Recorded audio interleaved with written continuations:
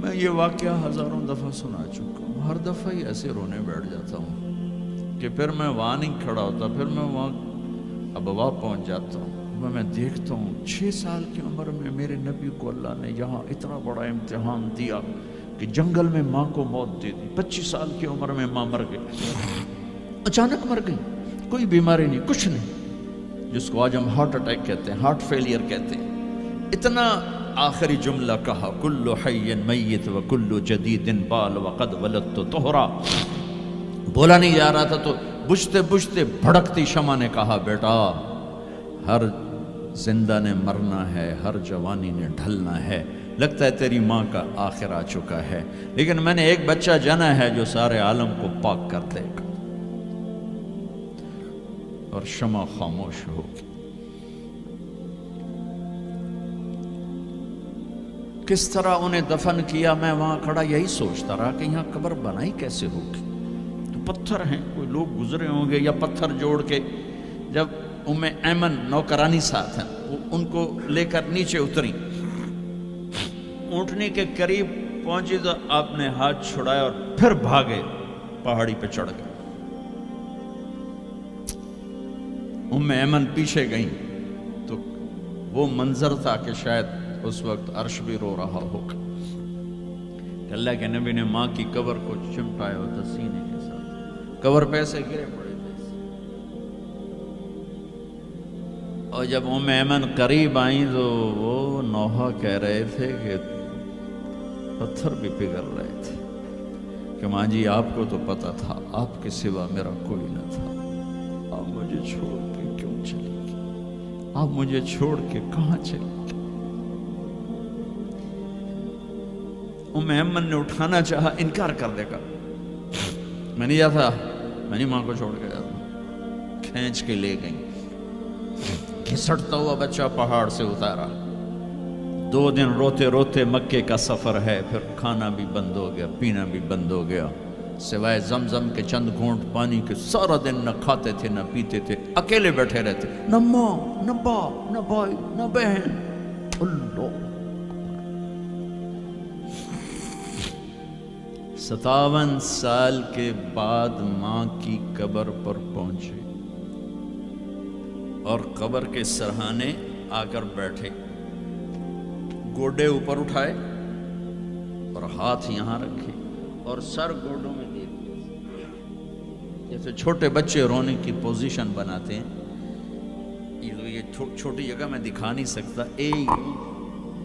اور پھر جو رونا شروع کیا، اتنا روئے کہ ساری داڑھی سارا سینہ آنسوں سے بھر گیا، جیسے کوئی معصوم بچہ، جیسے 6 سال کا محمد رو رہا صلی اللہ علیہ وسلم، اتنا روئے کہ وجود ہل گیا، اور پھر فرمایا کہ میں آگے نہیں جاؤں گا، میں رات یہیں رہوں گا۔ تم کیا جانو رشتے کیا ہوتے ہیں، تمہیں صرف پونڈ گننے آتے ہیں، تم سے مراد میں بھی اور سارے بھی، کہ ناراض نہ ہو جاؤ، ساری امت کا یہی حال،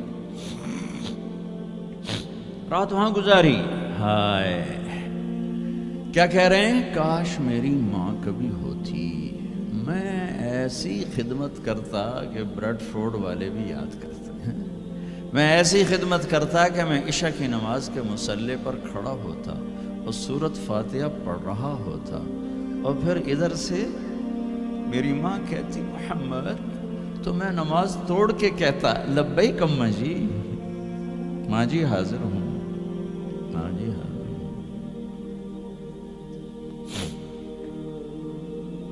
مچھلی کھانا چھوٹا گناہ ہے، شراب بیچنا بڑا گناہ ہے، سود کھانا بڑا گناہ ہے، ڈرگ بیچنا بڑا گناہ ہے، چوری ڈاکے ظلم و ستم کیا امت نہیں کر رہی، بے گناہ قتل، جھوٹے الزام تہمتیں،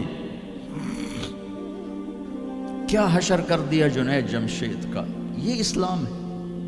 اتنے نیک انسان، 17 سال سے اللہ کا نام لینے والا، اس پہ گستاخ کی تہمتیں، یہ امت کیا منہ دکھائے گی اللہ اس کے رسول کو، کہ جس نے منافقوں کو سینے سے لگایا۔ عبداللہ بن ابی جیسوں کے جنازے پڑھ دے.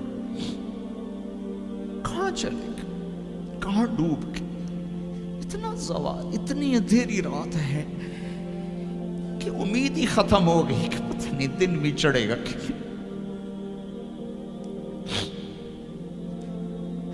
دین کے نام لینے والے جب دین کو ذبح کرنے پہ آ جائیں, ممبر پہ بیٹھنے والے جب نفرتوں کی آگ بھڑکانے لائے, کس سے غلطی نہیں ہوتی. ایک پاک انبیاء کی ذات ہے جن کی زبان پہ اللہ بولتا. باقی طارق جمیل روزانہ مجھے 40 سال ہو گئے بیان کرتے ہوئے, میں خطا نہیں کروں گا تو اور کیا کروں گا.